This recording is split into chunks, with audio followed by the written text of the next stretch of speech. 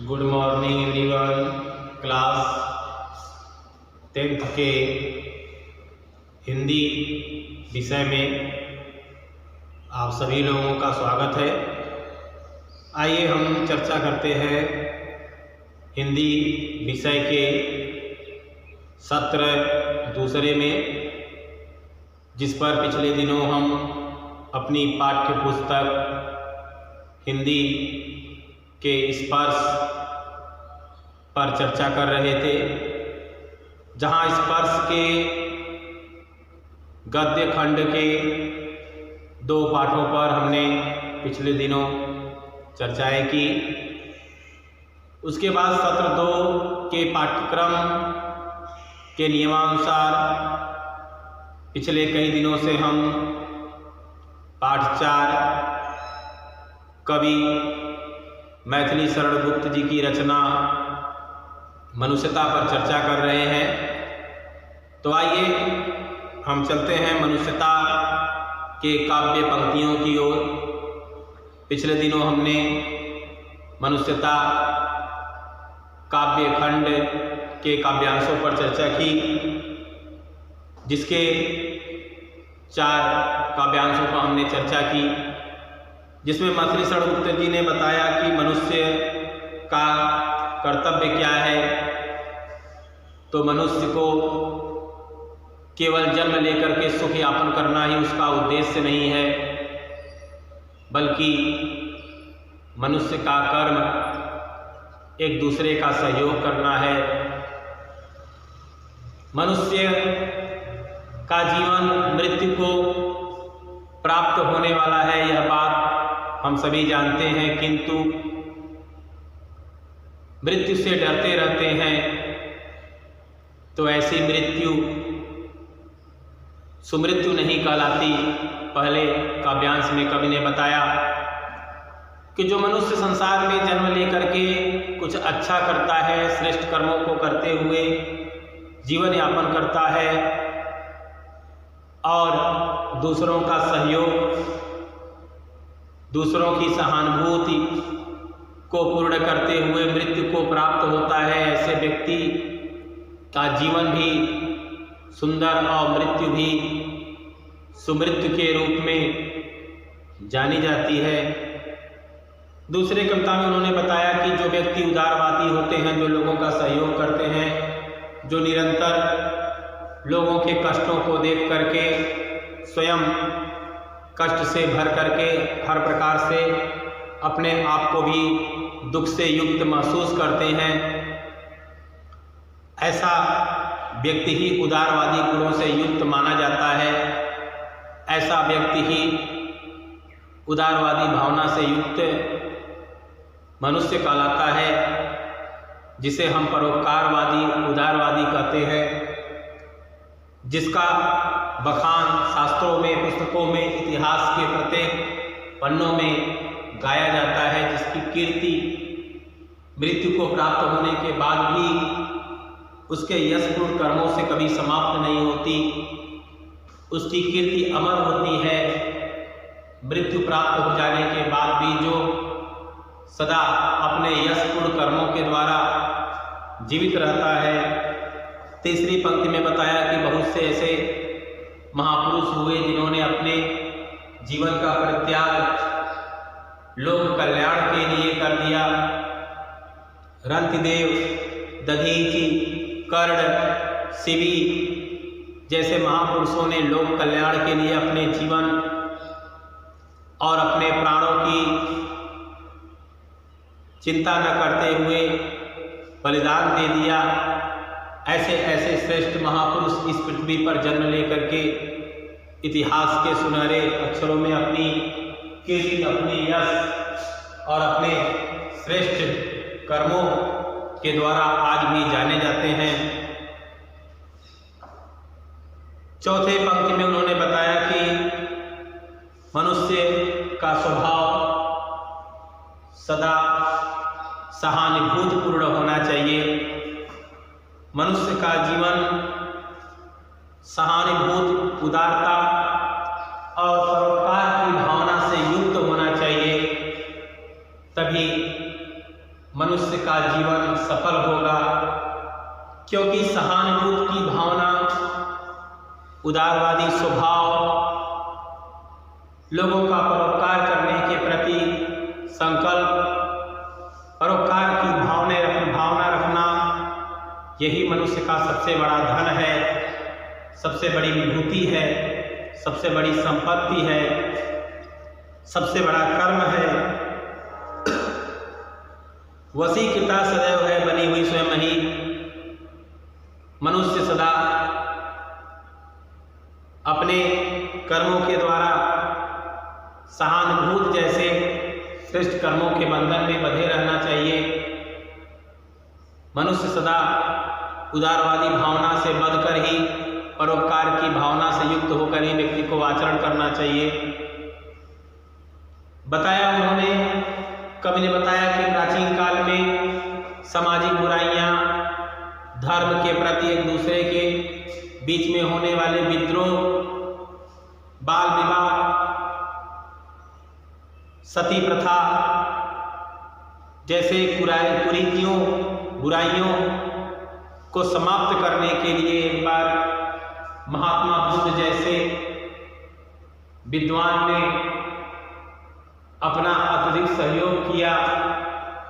समाज में फैले हुए ऐसे कुरीतियों, कुप्रथाओं को समाप्त करने के लिए उन्होंने समाज के लोगों को ईश्वर के अस्तित्व और ईश्वर के गुणों के बारे में बताते हुए हर प्रकार से ईश्वर की सत्ता के बारे में बताया। उन्होंने बताया कि धर्म विभक्त नहीं, धर्म तो एक ही है। प्रत्येक धर्म एक ही उसी ईश्वर तक पहुंचाने का मार्ग है। किंतु समाज के कुछ ऐसे बहुत से व्यक्तियों ने उनके इस प्रकार के विचारों का विरोध किया। जाति वर्ग, धर्म वर्ग, ऊंच नीच की भावना से बधे हुए कुछ सामाजिक बुराइयों को उत्पन्न करने वाले मनुष्यों ने इसका विरोध भी किया। किंतु धीरे धीरे वह संघर्ष करते रहे और कुछ समय के पश्चात लोगों ने उनके इस नीति को, उनके इस आदर्शों को स्वीकार किया और संपूर्ण संसार उनके इस आदर्शों से नतमस्तक हुआ। लोगों ने यह माना कि धर्म विभक्त नहीं है। महात्मा बुद्ध का कहना सर्वथा सत्य है। इस प्रकार उनके अंदर उदारवादी भावना, परोपकार की भावना विद्यमान थी। ऐसे महापुरुषों को ही हम उदारवादी मनुष्य कह सकते हैं। ऐसे महापुरुषों को ही हम परोपकारी मनुष्य कह सकते हैं। ऐसे मनुष्य ही मनुष्यता की श्रेणी में आएंगे। ऐसे मनुष्य ही मनुष्य के रूप में जाने जाएंगे, जो सदा जिनका उद्देश्य, जिनका जीवन मनुष्य के लिए, मनुष्य का सहयोग करने के लिए बना है, मनुष्य के लिए जो जीते हैं, जो मनुष्य के लिए मरते हैं। इस प्रकार हम महाकवि मैथिली शरण गुप्त के 4 काव्यांशों की चर्चा करने के बाद आइए चलते हैं हम 5वें काव्यांश में और देखते हैं उन्होंने मनुष्य के प्रति क्या दिशा निर्देश किए हैं। आइए 5वें पंक्ति में आते हैं। रहो न भूल के कभी मदांध तुच्छ वित्त में, सनाथ जान आपको करो न गर्व चित्त में। अनाथ कौन है यहाँ त्रिलोकनाथ साथ हैं, दयालु दीन बंधु के बड़े विशाल हाथ हैं। अतीव भाग्यहीन है अधीर भाव जो करे, वही मनुष्य है कि जो मनुष्य के लिए मरे। आइए देखते हैं। रहो न भूल के कभी,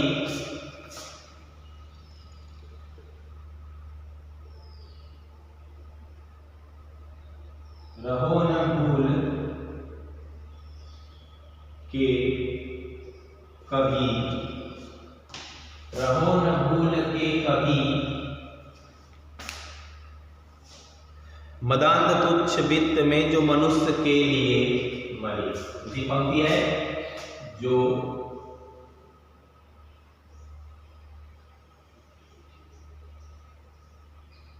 मनुष्य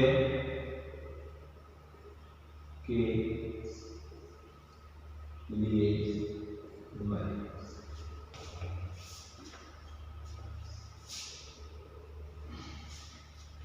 जो मनुष्य के लिए मरे।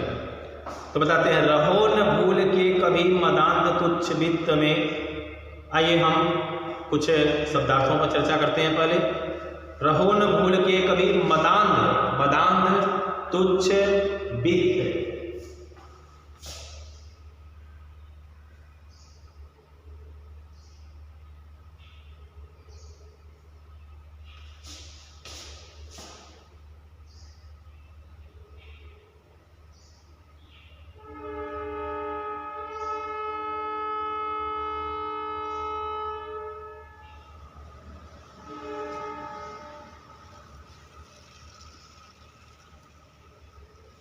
मदांध तुच्छ, रहो न भूल के कभी मदांध तुच्छ वित्त में, सनाथ जान को, जान आपको करो न गर्व चित्त में।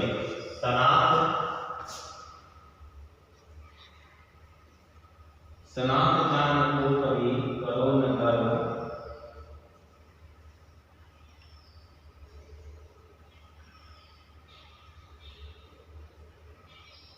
चित्त में। मदांध, मद या नशे में डूबा हुआ। तुच्छ मीन्स थोड़ा, वित्त धन या संपत्ति। सनाथ,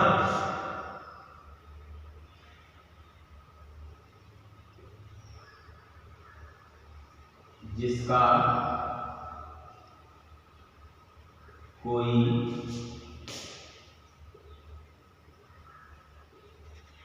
स्वामी या मालिक हो। गर्व,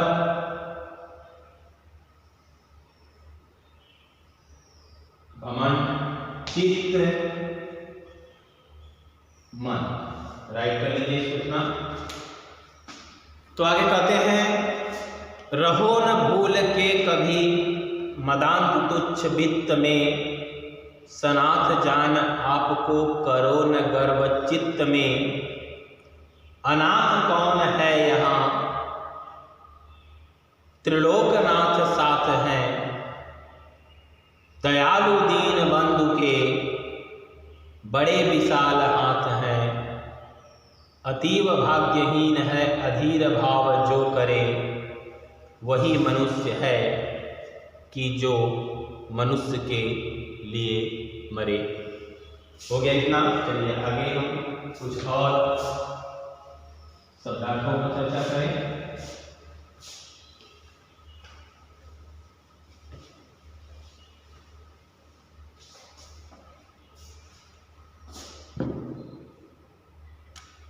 आगे करते हैं, अनाथ कौन है यहाँ, अनाथ त्रिलोकनाथ।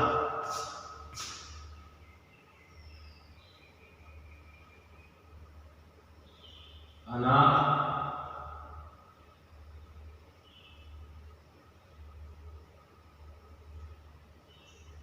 अनाथ त्रिलोकनाथ, दयालु दीन बंधु के बड़े विशाल हाथ हैं, दयालु दीन बंधु के।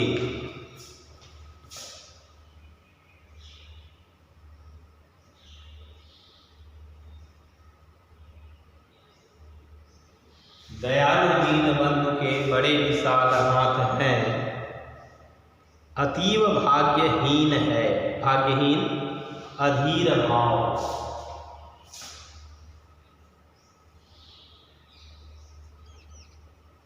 भाग्यहीन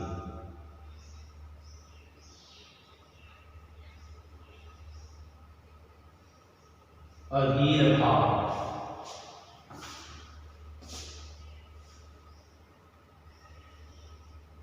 वही मनुष्य है जो मनुष्य के लिए बने। अनाथ,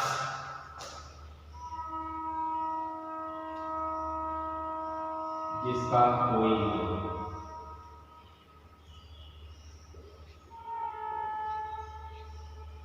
त्रिलोकनाथ,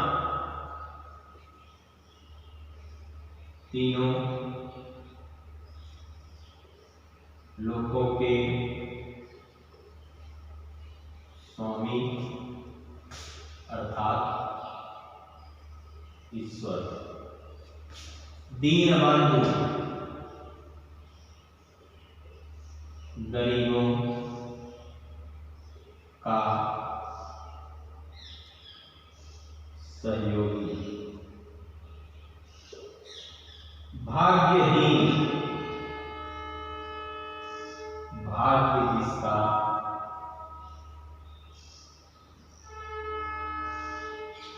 साथ में दे।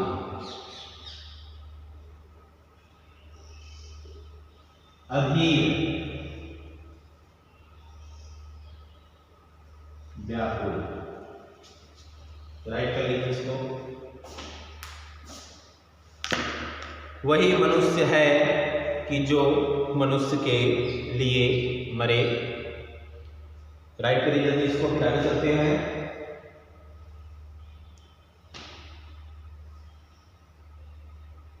रहो न भूल के कभी मदांध तुच्छ वित्त में। आइए भावार्थ में चर्चा करते हैं, जल्दी करिए। चलिए हो गया, आगे चलते हैं।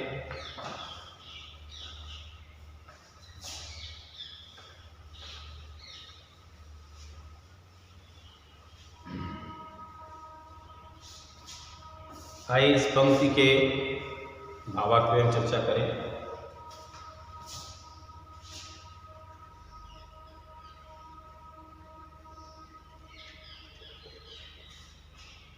तो कवि ने कहा, मैथिली गुप्त जी इसमें कहते हैं कि रहो न भूल के सभी मदांध तुच्छ वित्त में।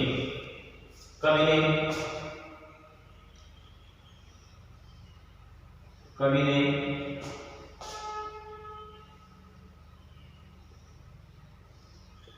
इन पंक्तियों के माध्यम से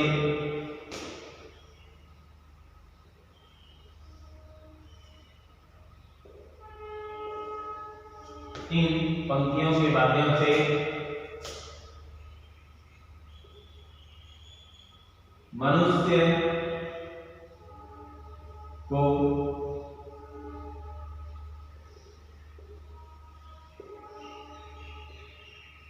संबोधित करते हुए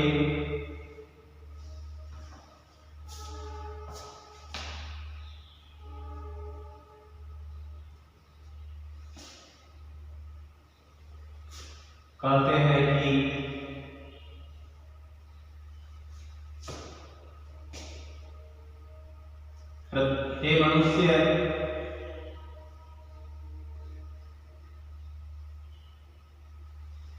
हे मनुष्य,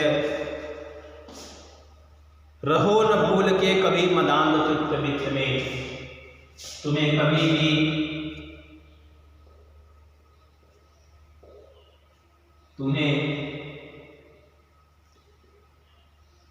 भी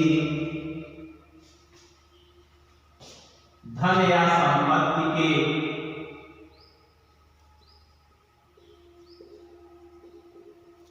संपत्ति या ताकत के गर्भ में आकर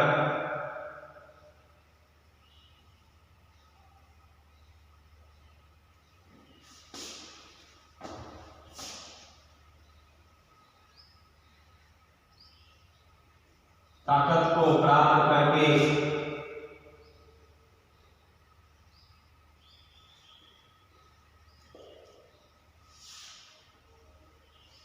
मदान नहीं होना चाहिए।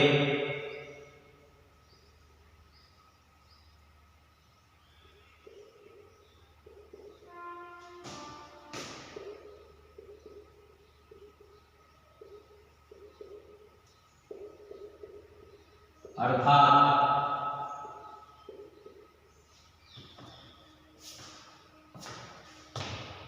इन वस्तुओं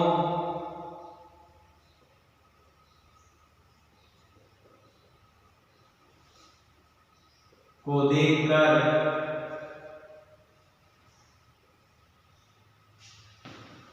घमंड नहीं करना चाहिए।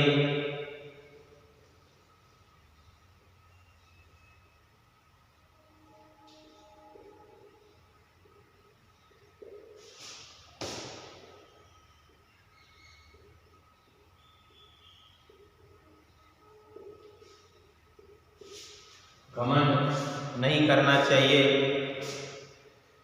रहो न भूल के कभी मदांध तुच्छ वित्त में, थोड़े से धन को प्राप्त करके तुम्हें कभी भी गर्व से घमंड से किसी का अपमान नहीं करना चाहिए, किसी को कष्ट नहीं देना चाहिए। सनाथ जान आपको करो न गर्व चित्त में, कभी भी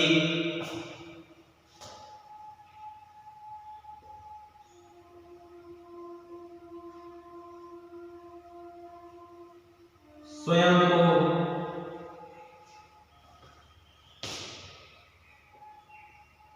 सनाथ समझकर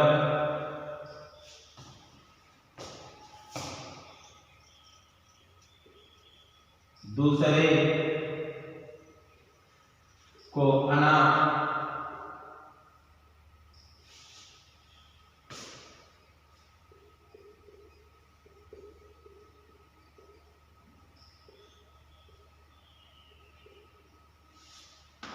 नहीं समझना चाहिए।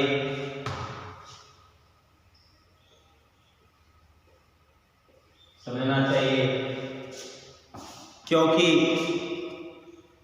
सनाथ जान आपको करो न गर्व चित्त में, ऐसा मानकर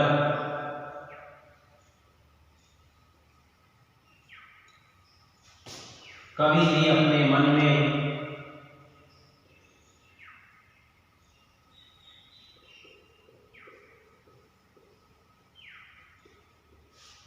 कभी भी अपने मन में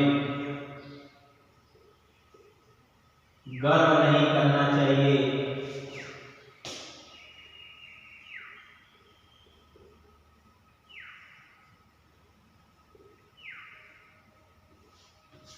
गर्व नहीं करना चाहिए। जल्दी करिए। आगे बताते हैं कि रहो न भूल के कभी मदांध चित्त वित्त में, कभी भी थोड़े से धन को पाकर के मनुष्य को कभी घमंड नहीं करना चाहिए, गर्व नहीं करना चाहिए। सनाथ जान आपको करो न गर्व चित्त में, कभी भी अपने आप को सनाथ और दूसरे मनुष्य को अनाथ मानकर गर्व और घमंड नहीं करना चाहिए। आगे कवि ने बताया कि अनाथ कौन है यहाँ त्रिलोकनाथ साथ है। कवि ने आगे बताया कि संसार में कोई अनाथ नहीं है। तो आइए देखते हैं।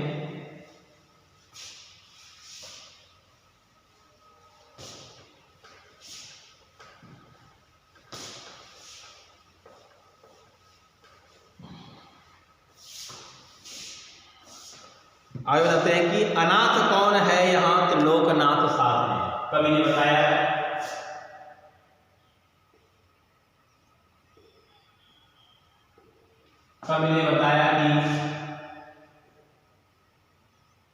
कि इस संपूर्ण संसार में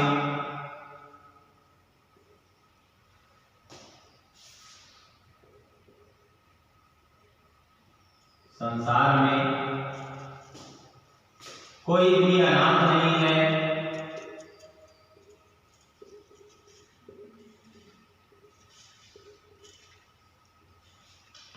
कोई भी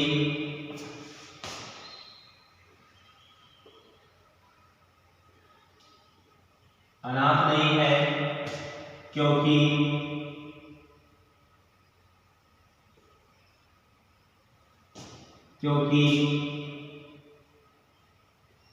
जिसका कोई नहीं होता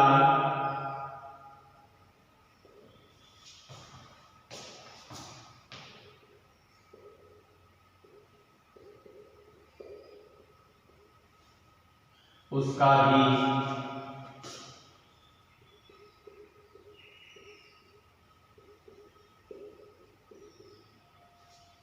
परमपिता ईश्वर ही होता है।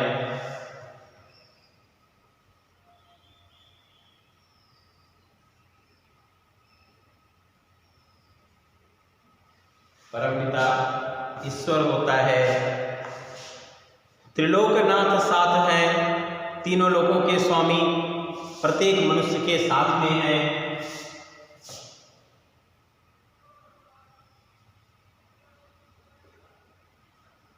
तीनों लोकों का स्वामी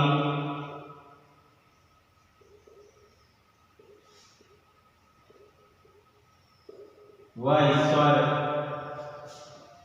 प्रत्येक व्यक्ति के साथ में है।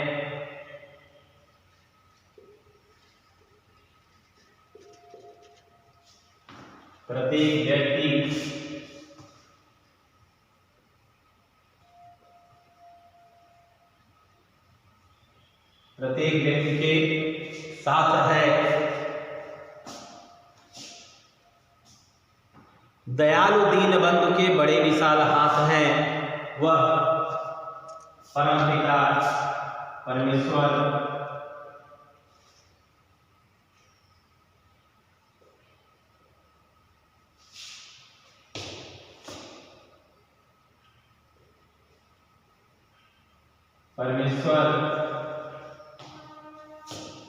प्रत्येक प्राणियों के साथ है।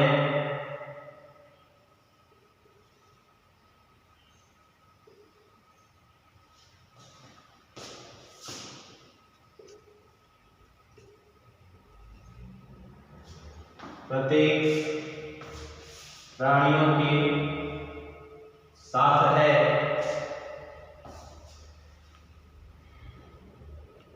दयालु दीन बंधु के बड़े विशाल हाथ हैं, वह हमारा परमपिता ईश्वर हर व्यक्ति के साथ में है।